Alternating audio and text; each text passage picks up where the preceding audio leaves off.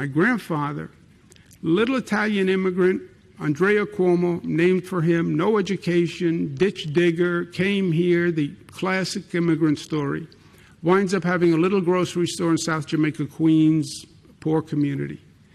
And during the Depression, he almost lost the store, and he loved to tell the story. Why did he almost lose the store? Well, it was the Depression and the finances. No, because he gave away food during the Depression, because he wouldn't let anyone be hungry. So a family would come in, nobody had money, it was the Depression, and he would give them food. And he was giving away so much food that he had problems paying his bills. Gave him a lot of stress, wound up having a heart attack as a young person. But no one told him to do that. That was just his values. And I would ask him about it afterwards. I said, Grandpa, why would you? He said, what am I going to do? Let them go hungry? I'm going to let somebody go hungry? That was unimaginable to him. He was an essential worker. Nobody called him an essential worker, but he was an essential worker. And that's what people are doing day in and day out here.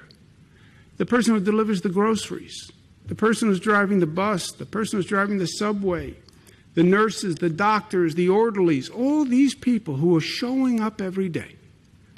Not because of the check. They could stay home too and file for unemployment. No, they're doing it out of their sense of honor and their sense of dignity and their sense of pride. This is their mission. This is their role. They're New Yorkers. They're Americans, and they're going to show up. The police officers, the firefighters. That's why I wanted to thank the healthcare workers. And everybody thanks the healthcare workers. But it's not just the healthcare workers. It's all the people who've been out there all this time, making sure everyone else could stay home. They have higher infection rates.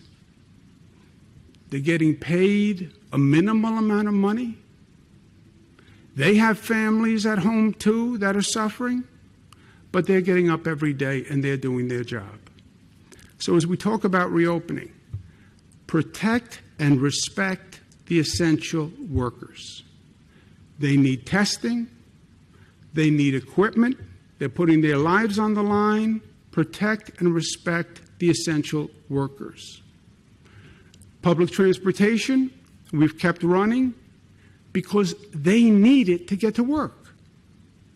That's why public transportation continued. Well, then make sure public transportation is safe and disinfected. The New York Daily News ran a story today on the public transportation in New York City. And their front page is a picture of a subway car filled with homeless people and their belongings. Respect the essential workers. That is disgusting, what is happening on those subway cars. It's disrespectful to the essential workers who need to ride the subway system. Upstate New York need to ride the buses to get to work. They deserve better, and they will have better. We have to have a public transportation system that is clean, where the trains are disinfected. You have homeless people on trains. It's not even safe for the homeless people to be on trains. No face masks. You have this whole outbreak. We're concerned about homeless people, so we let them stay on the trains without protection in this epidemic of the COVID virus? No, we have to do better than that, and we will.